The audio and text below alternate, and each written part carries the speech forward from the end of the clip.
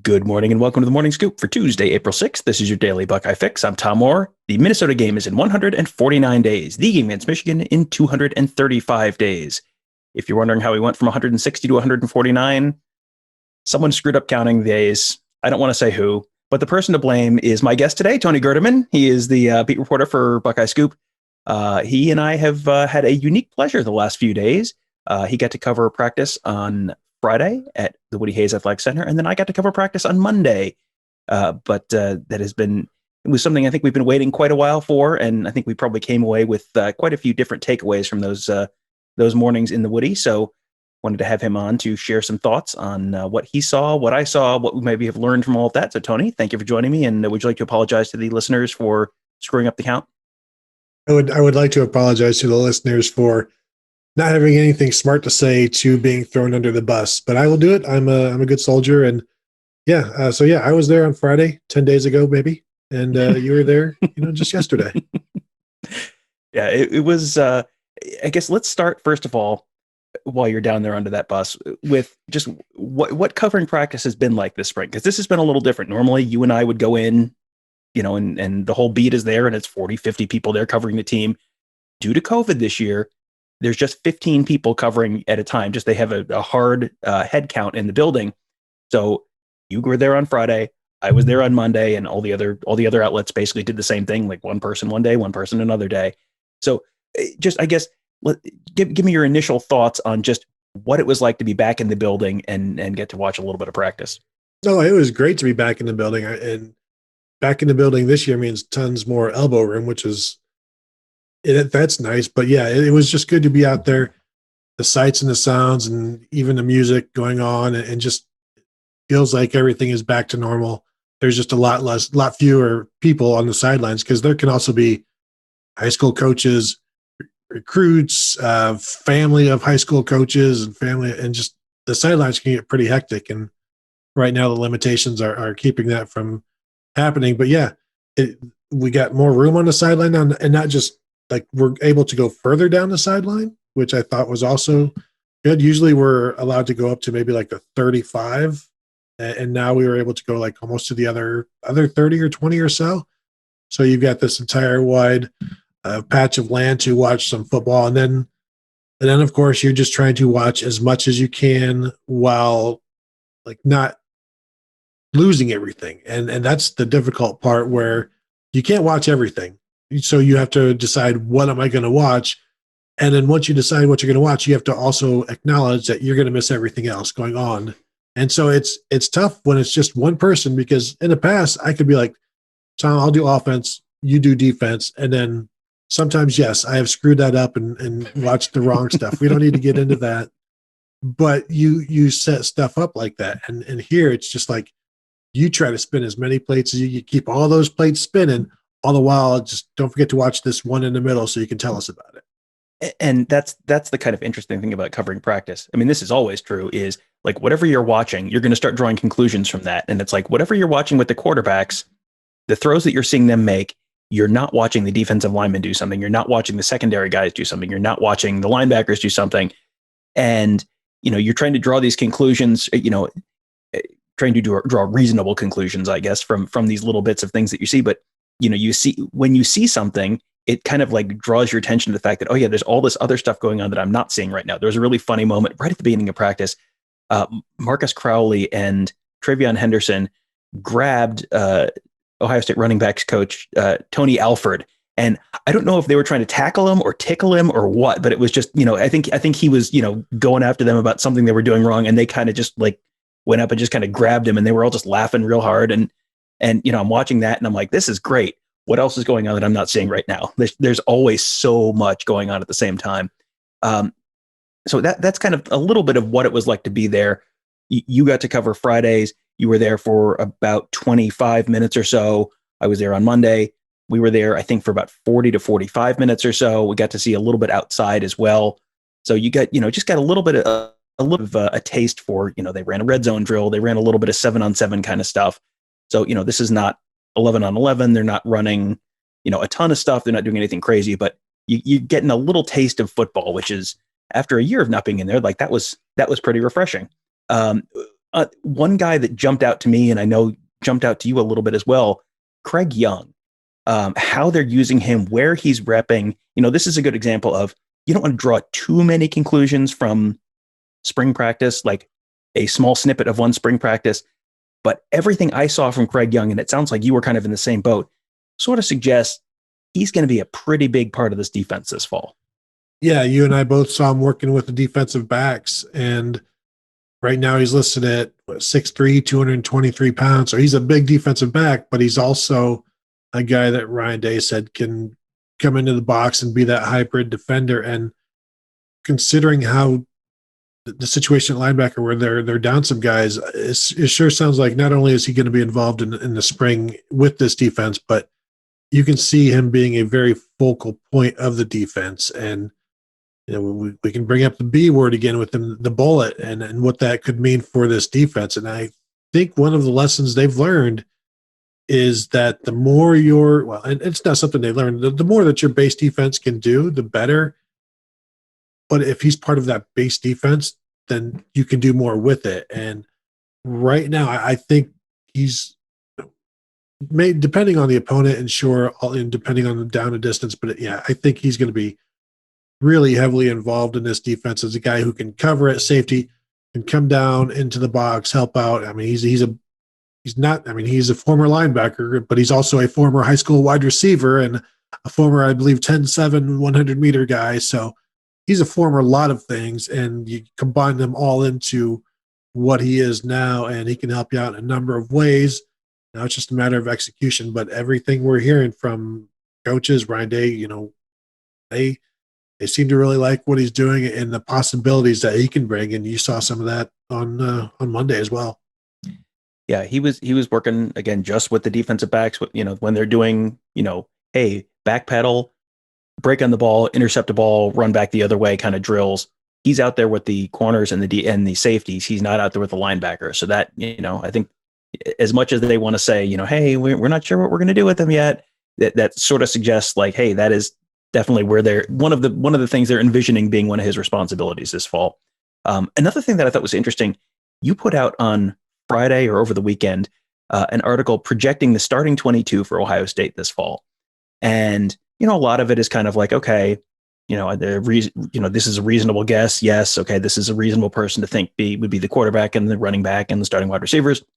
And I got to the offensive line and it was like, that's not necessarily how I would expect things to shake out. So run through how you projected the offensive line. And was that based on something you saw in practice on Friday, or was that based on something else? Yeah, no, and my projection is Thayer Munford at left tackle. I know, surprise. But then Harry Miller at left guard, Matt Jones at center, Paris Johnson at right guard, and Nick Petit-Frere at right tackle. And the reason I went with that is because it is stuff I've seen not on Friday in practice, but with the various social media clips where we have to do our other, reading of the tea leaves, is that Paris Johnson has been at right guard when I've seen him at times. And then you combine that with Matt Jones working at center and Harry Miller being the returning starter at left guard. I know he was quote unquote the center of the future. And we always talked about him being the center in 2021. With Matt Jones getting so much time there this spring, you wonder, is this the grooming for that position? But I'm also not going to be too hung up on Matt Jones and Harry Miller. I think they'll both be in the starting lineup. It just depends on which one they want to be center. And by the time they get into preseason camp, will Matt Jones have more experience at center than Harry Miller? And I think that's a legitimate question. Harry Miller's got the game experience at center starting against Michigan State. But at this point, and it will also be who has it's command of the offense. It's command of the offensive line and the calls and the ability to snap and then block, and you have to be quick and all of these different things, and you have to be one of the smartest guy on the offensive line. So I foresee a competition there. And yes, this was not I'm guaranteeing this is what the starting lineup will be, Tom. This was just me trying to create content. Well done. Excellent. Excellent effort there. Something else that is not in stone yet, but is certainly interesting content and something interesting to discuss right now is there's some guys who are not repping in the spots where we were expecting to see them this spring. And that was something that you noticed on Friday. There were a couple of guys who've changed spots. And, the caveat is sort of like, well, this isn't in stone. This isn't final, but this is, you got some guys trying some different stuff right now. So where did you see some guys trying some different positions? Well, and the first one I noticed is because it was right in front of me was Demario McCall working with the defensive backs. And then the one I almost didn't notice was way on the other side of the field, which is G. Scott working with the former receiver, G. Scott working with the tight ends. And so those were the two big things that came out on Friday of these position changes. And on both of them, Ryan Day said that those guys came to him and said, hey, can we let's try something. And you see, you watch the NFL playoffs at all, or you watch Florida football at all, we've seen a lot of tight ends making some putting up some big numbers and then turning that into big paydays. You look at, and while G. Scott is not Kyle Pitts, they are two different size players, but you look at what Kyle Pitts has turned into at Florida, where he's going to be a top 5 pick. There is a role for these hybrid wide receiver / tight ends, just as there's a role for the guys who now have to be created to defend them, like Craig Young, where it's just so difficult to match up with guys. And I think that's one of the interesting things about G. Scott is he becomes a difficult matchup. Day talked about how he struggles. G. Scott had been struggling to keep weight at 215 pounds, meaning like almost dieting, basically. He said a couple of Big Macs and he'd be at 225. And so, like, this is also his body telling him that this is where we're going. And so he's still a fast receiver. He's going to put on some weight and is a guy who will be flexed out. I can't envision him being on the line anytime soon, but even flexed out. Now you've got a safety or you've got a nickel or you've got a linebacker with them. It's not the team's number 1 or number 2 corner anymore, which makes life a little bit more easy for him as well and interesting. And just the potential, I think a lot of people are excited about it. Most importantly, G. Scott is excited about it. Well, it's an opportunity to kind of vault yourself up the depth chart without having to, jump over a bunch of people. If you're looking at yourself as the 6th or 7th wide receiver, because that is a loaded wide receiver room this year. If you were not in that top 5, 6, maybe 7 guys there, you move to tight end, like, hey, maybe all of a sudden you're number 2, you're number 3 on that depth chart, and there's a much easier path to the field there. And you're right. I mean, you start going through, okay, who are the guys who are going to be playing wide receiver for Ohio State? Okay, you match your top 2, 3 corners against them. Okay, now you've got Jeremy Ruckert as like the 4th target, or G. Scott as the 4th or 5th target. Like that gets into some real bad mismatches pretty quickly for the defense. Jeremy Ruckert made a couple impressive plays. Jeremy Ruckert always seems to make impressive plays, but yeah, he made a couple real impressive plays in practice on Monday. Had a fantastic touchdown catch from Kyle McCord at one point. And you can watch that, by the way. If you go to the front page of Buckeye Scoop, there's video from practice. That's in a red zone drill. You can watch. It's like 4 or 5 minutes of red zone drill. Watch all 3 quarterbacks thrown against the defense.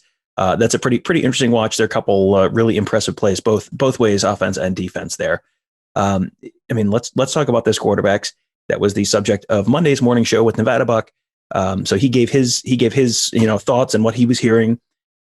I walked away from practice on Monday morning thinking like, okay, Kyle McCord is legit. They have 3 legit quarterbacks. And I don't think that's a huge shock that, hey, these guys who were 5-star quarterbacks and are getting coached by Ryan Day, turns out they're good at football. Like, wow, crazy. But I think that, again, you walk away from practice looking at these guys and going, like, any of them, I think, could be, by the end of the season, good enough to be championship caliber quarterbacks at Ohio State, just depending on how their projection keeps going and their progression keeps going. Ryan Day, before practice on Monday, was just kind of addressing the team, and it was very quiet in there, so we could hear what he was saying. He said, you guys have to get better. You have to get better today. Like, you have to keep going. You can't take a day off. You have to every single day be getting better as you get towards the fall. It seems to me like whoever that starting quarterback is this fall, it is going to be someone who, assuming they keep progressing and assuming, and I'm assuming you really have to beat the other 2 guys out, that's going to be someone who is pretty darn good and playing at the level that they would need them to be to win a championship this fall. Yeah, I'm with you on Kyle McCord. The potential, I mean, is he can move. He's not a statue by any means. He can throw on the run. Somebody, though you mentioned the thread that I created with the starting 22. Somebody then asked me to, "Oh, give us your 22 with the highest ceiling." And I don't know that I wouldn't put Kyle McCord there. You know, right now I've got C.J. Stroud as the starter, but I don't know if you know that anybody has a higher ceiling than Kyle McCord, and I don't know how far away it is. I think it could be really soon because he has. I mean, he does not look like a true freshman. If he was, I mean, if he was the returning starter or whatever, like he doesn't look like he's a new guy, and anything he does, and so there's so much potential there. And then you don't want to shortchange because all the talk is C.J. Stroud and Kyle McCord. You don't want to shortchange Jack Miller. I haven't seen anything bad out of Jack Miller yet, and anything that we've watched, anything you got to see or shoot, anything. Yeah, Ohio State media is not going to put out some bad video of like Jack Miller or anything like that. But like all three have been really, really impressive, and I don't know that they've had three this good. And I know Cardale Jones won as a third stringer in 2014. I don't know that those guys, the arm talent in that room wasn't as good as the arm talent in this room. Yeah, it is. I mean, you go back to 2014 and it's like, okay, Braxton Miller was a Big Ten, silver football winner multiple years. JT Barrett was a Big Ten silver football winner multiple years. Cardale Jones beat Alabama, beat Oregon, wins the national championship. It's like, all right, that's a pretty good room. And, you can go back to some other rooms that Ohio State had JT Barrett and Joe Burrow and Dwayne Haskins in the same room and Tate Martell. And you have, you can go back to, the Florida team that had Tebow and also Cam Newton. Like, yeah, okay, that was a pretty good quarterback room too. But this is like up there. This has the potential, if these guys keep progressing, to be at that level at some point, or to look back at this and one of these guys has transferred and won a taken someone to a conference championship game in another league. Like, I mean, like there's just all three of these guys are good enough to be championship level quarterbacks. And so yeah, this is going to be a super, super intriguing thing to watch. One more position before I let you go. Let's talk about the interior of the defensive line. That's one of those things that I think just everyone gets all hyped up about the quarterbacks, and I get it. And we love to talk about the quarterbacks as we have done for the last couple of days, but man, if you have a good inside of your defensive line, that is such a difference maker. It just completely changes what the other team can do on offense. And it sure sounds, based on what Ryan Day said yesterday, like he is feeling pretty good about the inside of his defensive line right now. Yeah, and again, it's you interpret some of how the coaches say stuff and also what they say, but here it was both, and he was very happy with what Antoine Jackson is doing at nose tackle, saying he's playing his best. But then it comes to Teron Vincent at the 3-tech stepping in for Haskell Garrett, who is out. He almost couldn't contain himself how just happy he was with the progress that Vincent is making right now in the weight room and on the field, and he fully expects a big explosive year from him. And it's always interesting to hear how and what the coaches say, because sometimes the how doesn't match the what. Here, the how and the what regarding Teron Vincent and the rest of the defensive tackles in the interior, I think, conjoined and we're pretty much the same as each other. So I think that's a positive aspect. And when he was also talking about his concerns, you notice he didn't mention the interior of that defensive line. Yeah, and I mean, if you have a good offensive line, and it seems like they should, and you have a good defensive line, and it sure seems like they should, that alone may be enough to win you the Big Ten. I mean, just if you have one of the best offensive lines, one of the best defensive lines, and arguably the best on both of them in the conference, that gets you to 9 wins right there without anything else. Even if the quarterbacks are bad, you're probably a 9-10 win team if you can dominate the line of scrimmage on both sides of the ball. And I don't think the quarterbacks are going to be bad. There's my hot take. I think the quarterbacks will be not bad. So yes, this is shaping up to be a pretty, I mean, there's a long way to go till September 2nd. Fewer days than there was yesterday, significantly fewer days than there were yesterday, as we said off the top of the show. But, there is, as things continue progressing during the spring, like there are a lot of positional battles to watch and a lot of young guys who are potentially stepping forward.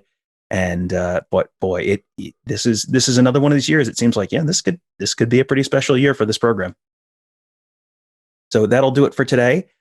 We have make sure you check out BuckeyeScoop.com. We have a just loaded front page full of content from practice on Friday, practice on Monday, all the things we've learned, plus all of our great recruiting staff cranking out content as well. Lots of videos, a full photo gallery with more than 100 photos from practice on Monday. Lots to see. I tried to get as many shots as I could of some of the freshmen, so you could sort of see the freshmen in action and try and get them without their helmets on, so you can sort of start recognizing the freshmen and all of that. So you can find that all at BuckeyeScoop.com. Also, make sure you check out our YouTube channel, youtube.com/BuckeyeScoop. We posted a ton of individual drill videos and, the red zone video and the defensive line going through drills and some of the defensive back going through drills and all of that kind of stuff. So you can sort of, again, see some of these guys in action, see how they're working, see how they look. That's all at youtube.com/BuckeyeScoop. Hit subscribe right there, and then you'll get notified every time we post a new video, which, we did a bunch of those. We had Ryan Day interview yesterday. So lots of great content there.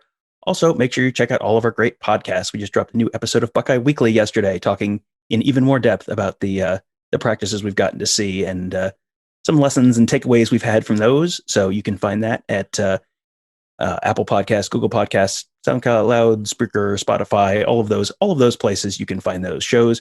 Just search Buckeye Scoop to find all of those. You can subscribe right there. Also, leave us a 5-star rating and review. That'll do it for today. Thank you guys for joining us. Have a great day. We will talk to you tomorrow.